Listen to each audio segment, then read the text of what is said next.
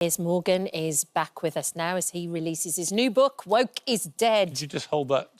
There you go, I've got it. I've perfected it, Piers. Available in all good bookshops. It's filled with stories on why he believes common sense is finally triumphing in what he calls an age of total madness. So woke isn't having a nap. It's not taking a break.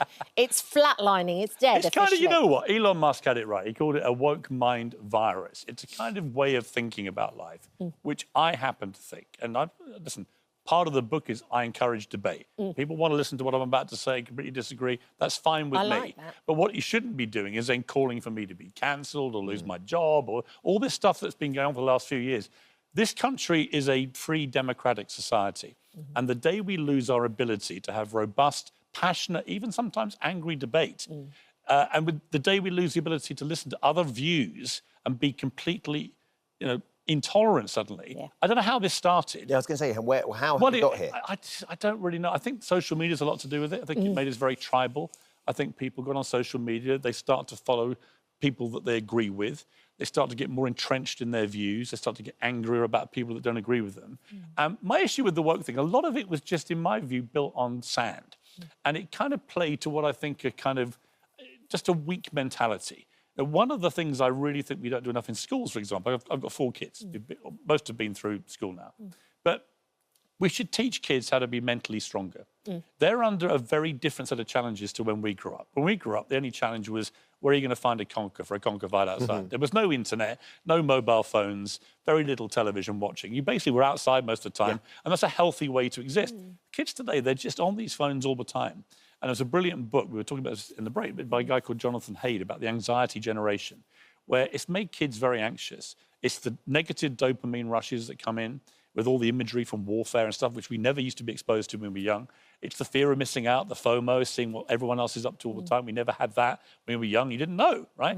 And I think all these things have scrambled young people's brains. Part of the book is about trying to help kids be mentally stronger, how to make them more resilient. Life is tough. I quote my favourite scene from a Rocky film. And it's a great scene where Rocky finally has it out with his spoiled brat entitled son. He wrote it too, didn't he? He did write it. And it's a famous scene in the 6th movie. And he comes out and he says, life is tough. Life will knock you down and it will keep you down if you let it. And the way that you win at life is actually not how hard you can hit. It's how hard you can get hit by all the things that come at you in life and get back up and keep moving forward. I love that message. But I wonder who gives that to our kids at school. And the problem with the woke brigade is they love to virtue signal without really meaning it. They love to play the victim, which I don't like. I think you've got to be stronger about things than that. We kind of got to a place where we celebrate losing more than we celebrate winning. I don't like that. This country wasn't built on celebrating losing. Participation prizes at school. What was that all about? Why do we do that? Why do we give little Johnny... Hold on. Yeah. The argument would be that you're absolutely right. There is a big shift, and my kids are out of school now, and the idea that everybody gets a prize for participating. That was to make sure all those little ones that didn't really excel and weren't the fastest, weren't the strongest, weren't the quickest, did get a chance to be a part of it, because they all wanted to be a part of it, but they felt excluded. I'm not suggesting.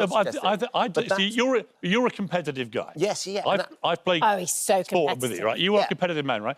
Here's my problem with it. If you teach little Johnny, who's useless at sprinting, that if he comes last by 50 yards, he gets a prize, what does that do for him in the real world? In the real world, by the way, when you get a job and stuff, you don't get treated whether like I agree, that. I'm not saying that I agree with this, but I can understand the theory is you want little Johnny to feel like he can be included. We also want Johnny to walk away going, this is what I need to do to get better if I want to be a better sprinter. You know what makes you get better? Losing.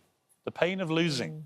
You've got to understand the pain of losing to enjoy... You should know, this is a West Ham fan, right? The pain of losing makes when you won that European trophy recently, the one that no one's ever heard of... When you won it, how good did that feel after years of miserable defeat? Of course it did. So you have to have the pain of losing.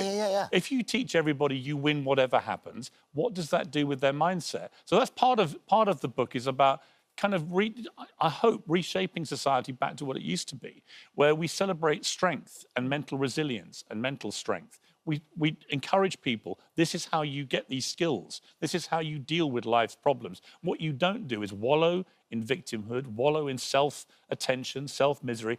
Social media, again, there's a lot to do with this. You know, I see people, they put stuff up on Instagram and they'll go, I've just passed my driving test at the 11th attempt. I'm so proud of myself. I'm so brave. And I'm like, you're a terrible driver, and I don't want you anywhere near my car. Right? Let alone hold on. But they've so but Piers, but they've lost. passed. But wait, they've lost 10 times and they've come back again. That's resilience. That's what you're talking about. They've gone, I'm not going to let this defeat me. I'm making more a point of celebrating. But the reality is, you shouldn't celebrate passing a driving test at the 11th attempt. Why not? You should just be a better driver. Well, they are, clearly, because they finally passed. They finally got there. Well, I mean, I think the interesting thing about this, and you acknowledge that actually the essence of woke, and this is what it often gets brought back, at its heart, at its start, was just about awareness and understanding how people from different backgrounds... Of social and racial injustice. Yeah, exactly. Which I have always campaigned. And that's hugely important, the essence of it when it started. Yeah.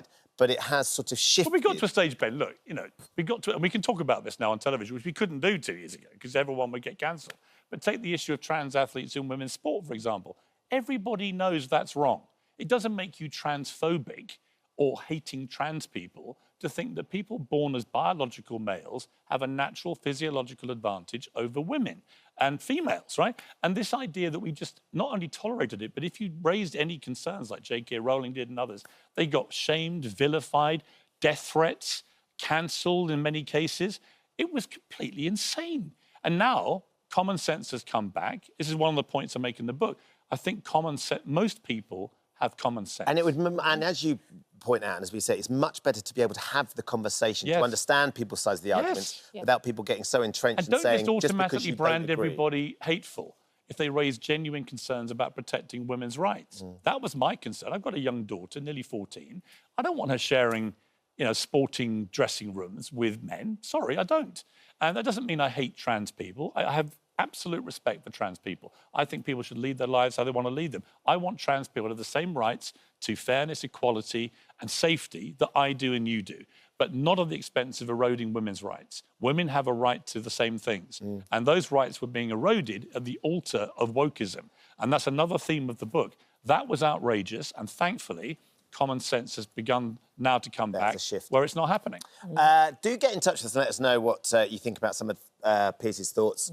The book, Woke is Dead. Oh, hello. Thank you for visiting our This Morning YouTube channel. We upload tons of new content every single day. So hit the subscribe button, like all the videos, and don't miss out. We'll see you in the morning.